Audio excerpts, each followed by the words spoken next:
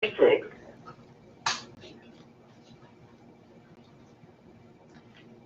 everyone, and thank you.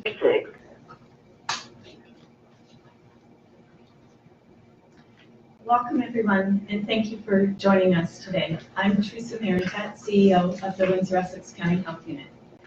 I will start with our daily updates. We now have 1,471 confirmed cases of COVID-19 in Canada and 425 cases in Ontario. Chatham-Kent has 2 cases. The state of Michigan now has 1,035 cases with 325 cases in Detroit. To date, we have 2 confirmed cases of COVID-19 in Windsor-Essex County. Overall, 383 individuals have been tested for COVID-19, and of those tested, 264 tests are pending. These numbers reflect the total amount of testing done in our community, including Windsor Regional Hospital's COVID-19 Assessment Center at Ouellette campus. Test results continue to take up to 7 days. Please continue to visit WECHU.org for the most current information.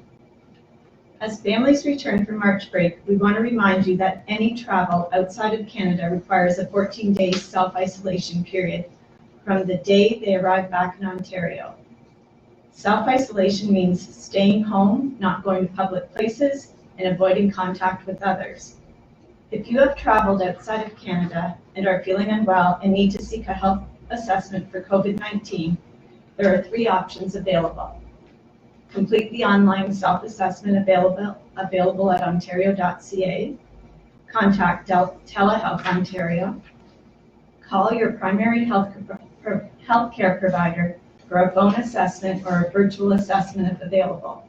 They will guide you for next steps, including contacting public health or attending an assessment center. Only people with COVID-19 symptoms will be tested. The criteria for testing is a person who has fever or cough and any of the following within 14 days prior to the onset of illness. Travel outside of Canada, a close contact with a confirmed or probable case, close contact with a person with acute respiratory illness who has been to an impacted area. I will now turn it over to Dr. Wajid Ahmed, our Medical Officer of Health, for further updates regarding COVID-19. Good morning. As we promised to the community that we will immediately notify all confirmed cases of COVID-19 in our region, we reported those 2 cases of COVID-19 in our community. I would like to let the community know that both the cases are recovering well in their homes and are in self-isolation. All the close contacts of these cases are identified and are following the public health measure of self-isolation as per public health case and contact management guidelines. As mentioned earlier, today is the first day after March break, and many of the area residents have just either arrived or arriving in the next few days. It is absolutely important for these returning travelers to self-isolate themselves to protect their own family and also protect the entire community. We are in this together. We all have a role to play. Please play your role in the protection and well-being of your community. Self-isolation means you do not go to work, you do not go outside your home, you do not go for groceries, you do not have any visitor inside your home. Anyone who is self-isolating and is concerned about groceries and supplies, please look at the options available for home delivery or have your friend and family deliver that to your door without letting them in. If you are someone who is crossing the border to pick up your family returning from a trip, please ensure that you strictly follow the social distancing part. You do not get in close contact even with the people that you're picking up. If you are a caregiver in your house and someone else is self-isolating, please ensure that you do not share the same utensil, you do not share the same room, you do not get in close contact with each other. If all of these are not possible, please consider self-isolating yourself too in the better interest of the community. For more details on social distancing, self-isolation, self-monitoring, and caring for those who are self-isolating, please visit our website www.wechu.org under How to Protect Yourself section. We have a number of long-term care homes and retirement homes in our region. There are frail and elderly people in these facilities. We have learned from our other jurisdictions, especially Italy, that the fatality rate for COVID-19 is very high in that population. There are strict ministry guidelines on visitation, transfers, and self-monitoring. We must recognize that the residents in these facilities are vulnerable, and we should avoid visiting them to protect them and the other residents of the facilities. This could be a challenge. You want to stay connected with your loved ones. You should explore options for talking to them, video conferencing with them for their health and well-being, maybe several times a day. As hard as it may be, but it is in their best interest, and we should act in their best interest of our loved ones. Staff who are working in these facilities, you have the most important role. Please follow the organizational policies, especially related to self-monitoring and taking appropriate precautions, such as hand washing, not transferring items from one patient to another, and using appropriate personal protective equipment to minimize the spread of the disease in the facility. The same goes for a healthcare worker working in any acute care hospital. Please follow the organizational policies and continue to take appropriate precautions, including the use of personal protective equipment. Healthcare workers who are going across the border should remember there is a widespread community transmission happening in Michigan. You must follow social distancing measures as much as possible. Do not interact with anyone other than the people that you must contact with, but still maintaining social distancing as much as possible. When you are back in Canada, please do not go out in the community and stay home as much as possible. Monitor your symptoms daily, preferably using a thermometer. It is in your best interest to protect your own health, protect your family, and protect the community. The City of Windsor and County of Essex has declared this state of emergency, and we will continue to work closely with them to ensure the safety and well-being of our community and prevent the spread of COVID-19 in our community. Employers in the community, please look for work from home options as much as possible. If work from home is not an option, please ensure that social distancing is maintained at your workplace. Environmental cleaning of shared workspace, doorknobs, handrails, and any other equipment is properly cleaned to ensure the safety and well-being of your staff, your workplace, and in the community. All of us are in this together, and we must work together to prevent the spread of COVID-19 in our community. Once again, we are reminding everyone, including our returning travelers coming back from March break, who are self-isolating, should not go to work. Everyone should practice social distancing. Wash hands with soap and water thoroughly and often, as many times as possible. Cough or sneeze into your sleeves or a tissue. Keep surfaces clean and disinfected, and most importantly, do not go outside if you don't have to. Thank you. So we'll now take questions from the media. Let's start with CTV. So you referenced the threat in Michigan. Michigan Governor Gretchen Whitmer, I think that later this morning is going to announce a stay-at-home order. That's a recommendation in Windsor right now. What would it take for that to become an order? So we are assessing the risk to our community very closely, and given that the cases that we have in our community are well contained and they followed all the self-isolation measures, we do not have a widespread community transmission at this stage. We just have 2 cases. But if that changes, if the risk assessment changes, we will be considering doing that. We're already reminding residents to do not go outside if you don't have to. Have your emergency supplies ready so that you don't have to go to the grocery shops every day. Delay as much as you can. Maybe go there after 3-4 days, not every day. Some grocery stores and stores are taking initiative in allowing seniors and high-risk population only at a specific time. So those are all the measures in place. We're looking at closing all the non-essential services and non-essential businesses as well to protect our community. So all of those measures are happening right now. We haven't gone to that point yet, but we are actively monitoring, and if needs to, we will do it. If I can follow up on that as well, Mike. You referenced 1,000 cases in Michigan, over 300 in Detroit alone. Why aren't we seeing more cases in Windsor with that just not next door? Is that the concern for the health unit? Is that we might see some spillover? Well, that is our concern, that we may see some cross-border workers or people who are traveling can bring this COVID-19 in our community. And we are working with our provincial partners and the federal partners to to make some good, strong actions to prevent this from happening in our community. We are definitely concerned. We want to make sure that we do the right thing for protecting our community, but some of these actions requires multiple level of government's approval, so we are working with them. And We Digital? Sorry, yeah, go ahead. The test results, any progress on London getting the a facility to do test results, and how long is that going to take, or is there a process on that?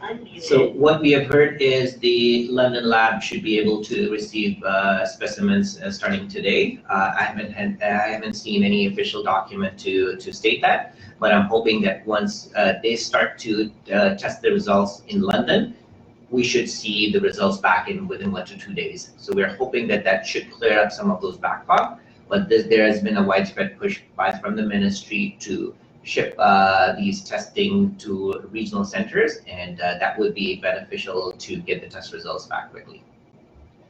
Any questions from CBC? Yes, absolutely. I have a question about how many cases, like what percentage of total cases are asymptomatic? So at this point, there are a number of people who are self-isolating, and one of the criteria that we are using for testing is the symptomatic and the travel piece, with some caveat and some discretion at the clinicians to make the call of testing someone.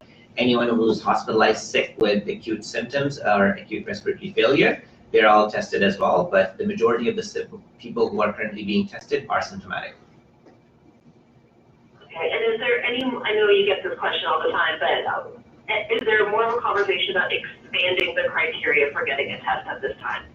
So we are limited by our ability to test the specimens at this time. In an ideal world, yeah, we'd like to test as many possible, but given that that challenge, we are trying to utilize our resources in the best way possible to allow the test centers to assess those individuals who really need to be tested, more specifically people who are really, really sick and people who have symptoms and who meet the criteria for testing. The 2 cases in our community, they were all both symptomatic. They had reasons that they had contacts with confirmed cases and with the travel. So all those are pointing to the fact that that is still continues to be the main issue in our community, travel related. And so we are making sure that we have all those measures in place to prevent and limit the spread from that perspective. If there's any indication of community transmission, then it will make us do more testing. But in any case, from a public health perspective, I think what we have been doing in the last few weeks is to implement some of those public health measures that are essential for limiting and controlling the spread of the disease. Even by assumption, let's say if we have asymptomatic cases or asymptomatic people who are spreading the disease in the community, our advice is stay home. Don't go outside if you don't have to. Follow social distancing. Wash your hands frequently. If you're sick, don't go home. Isolate yourself. So those are the messages that will still be the most effective way to control and limit the spread of the disease. And we want to make sure that the community understand that. People who are returning, they understand that. What does social isolation mean? Social isolation means you do not go to work, you do not go outside, you do not go to groceries, you do not let anyone come inside your house. We must follow all these recommendations to ensure the safety and well-being of our community. Any questions? Medical work. Oh, Sorry. May I jump in with another one? Sure.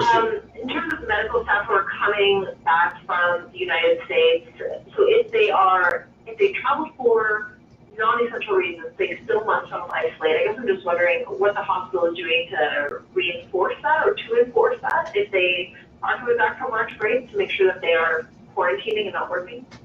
So the hospitals are, obviously they have their own organizational policies, but we are working closely with them to make sure that they understand the risks of these individuals who are coming back and potentially be needed as if they're deemed essential worker to meet the operations of the hospital.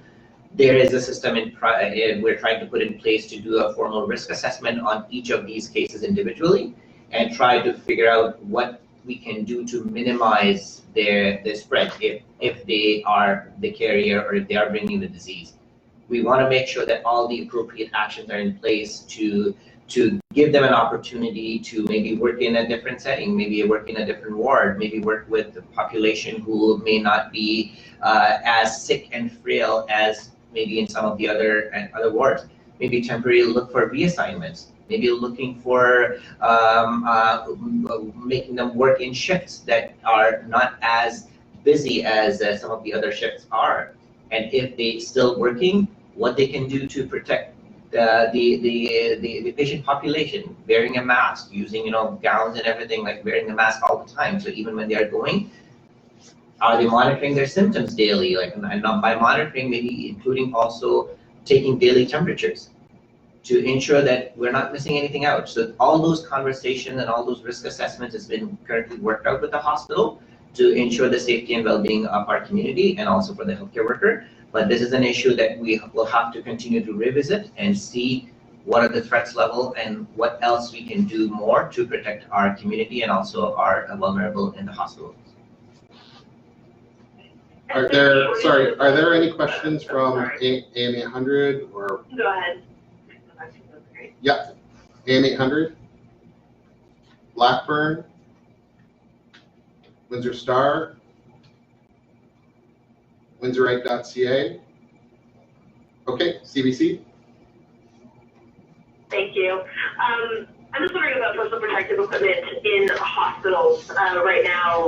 I know that there's been sort of a call for people have supplies that they can offer to medical workers to step up. I guess I'm just wondering what that status is right now in our hospitals. So I think the hospitals can speak better to it. What we heard is they do have a pandemic supply for all these personal protective equipment. They've started using that supply. The supply of personal protective equipment is, there's a global shortage everywhere. But they do have enough supply to last them for some time. The ministry is actively working to bring those supplies to the hospitals, to healthcare partners, to everywhere, wherever it's needed, including the gowns, gloves, and masks, and hand sanitizer, or whatever they need.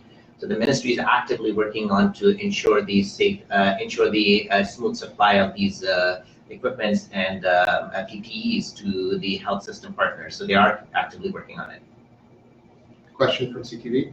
So just to circle back to the London lab question, if the idea is that we're going to be able to get tests back in 1 to 2 days as opposed to 7, does that mean more people will be able to get tested, or does that not change that end of it? Well, I guess we still have to be responsible in terms of who should be prioritized for testing. So if I'm a healthy individual and if I'm just concerned if I want to be tested, probably not.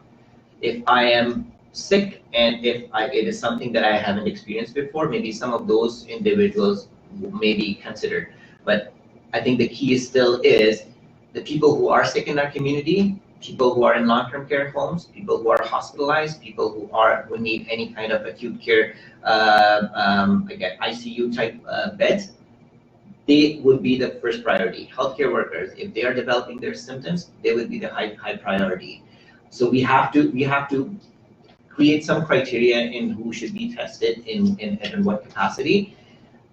Any kind of mass testing, if it's not indicated, it gives us a false sense of security. It raises the question of false positivity, false negativity. So we have to be careful in who we are ordering those tests for. But clearly, having more tests available for people who are sick, that is the first thing that we want to do. And so just to make sure I'm super clear, the testing in London, that is essential. That's just to ensure that we're getting those results back faster. That is correct at this point, yes. But some of these guidelines are coming from the ministry as well, that how these triaging is happening and who should be tested. Some of those are coming directly from the ministry.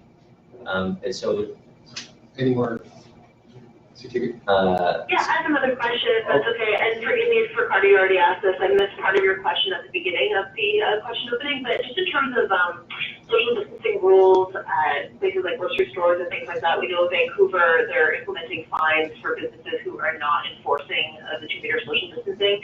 Is that something that is under consideration for Windsor-Essex?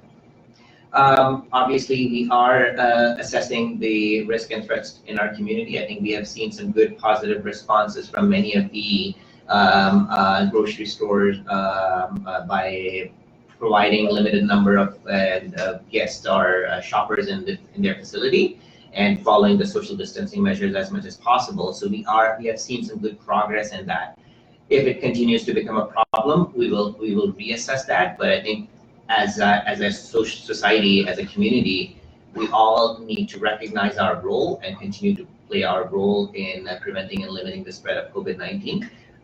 And if the threat continues and if people are not following it, we can definitely look into enforcing it. So, And just lastly, the construction sites are still open. I guess I'm wondering if that is something that you're looking at potentially ordering to close at this moment in time, or is that considered an essential service at this moment? Well, we are assessing the risks to all of these workplaces on an ongoing basis, and as I recommended earlier, people whose services are not important at this time, are not essential, they should consider closing down their businesses voluntarily.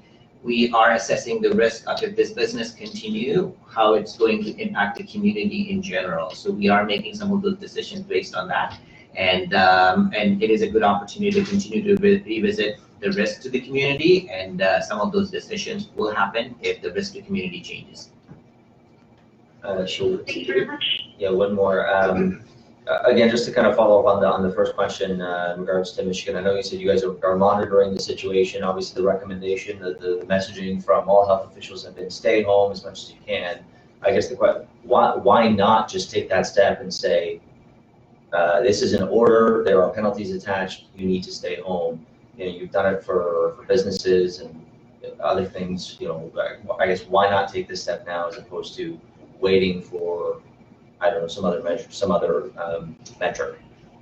You're referring specifically to healthcare workers who are crossing the border? No, in terms of, so Michigan is going to institute a stay-at-home order, maybe another term for a lockdown. I guess why not in Windsor? If the recommendation is already to stay home, to self-isolate, to not go out, etc. Good question, and I think we really have to look at our risk to the community and our role. Obviously, that is possible, but it is also infringing the rights of every individual and ordering them to stay home. We have to have that level of credible risk to make that call. If someone from a higher level of government make that decision, for us, easy, but for us, in order to say that we're moving in that direction, we may have to, but at this point, we don't think that this is necessary, because if obviously, as I said, it puts many individual rights at stake, and we do not make any of these decisions for closures lightly. We do a good risk assessment, and when we come to a conclusion that this is a risk, we make that decision. So far we haven't seen that this is the case, but in the future, if it needs, we will do that. The last question, if I can, when you had ordered the retail shops, the tattoo salons, whatever, I got a question on Twitter. Are convenience stores covered in that? That I thought was a gray area, but maybe a grocery. What's the recommendation on that? So convenience store, we did talk about that convenience store piece. Many of these convenience stores is accessed by individuals who don't want to go to the grocery stores, and it's right around the corner. And they are providing essential products such as milk, bread, and eggs. So I think it is important for them to continue to have that ability to access that. But we want to make sure that, you know, all these businesses, they understand the risk and they are following all of those criteria, such as limiting the number of people inside the store, depending on the size of their store, and following all those good practices of cleaning and ensuring the common touch services. Thank you. Thank you, everyone. Thank you.